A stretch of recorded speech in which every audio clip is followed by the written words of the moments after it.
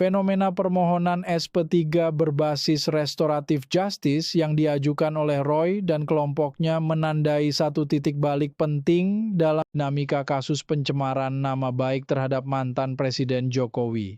Dalam perspektif hukum pidana, restoratif justice bukan sekadar mekanisme penghentian perkara, melainkan pengakuan implisit bahwa jalur konfrontatif di pengadilan hampir pasti akan menjeblokkan Roy dan sekelompoknya ke penjara. Presiden sudah terlihat ketika Polda Metro Jaya memberikan pendekatan serupa kepada Egy Sujana melalui persetujuan langsung pelapor yaitu Pak Jokowi. Artinya secara yuridis negara menilai perkara tersebut lebih konstruktif diselesaikan melalui pemulihan ketimbang penghukuman. Namun bagi Roy dan kelompoknya, langkah meminta SP3 justru membuka kontradiksi politik. Sebelumnya mereka berkoar-koar akan bertarung habis-habisan di pengadilan, kini memilih jalur permohonan SP3. Dalam komunikasi politik, ini disebut retreat framing.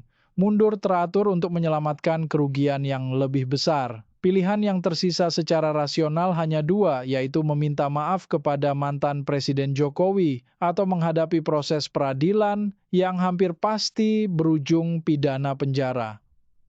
Kasus konyol ini menjadi pelajaran keras bahwa strategi penghancuran reputasi melalui tuduhan tanpa dasar hukum yang kuat hampir selalu balik menghantam pelakunya.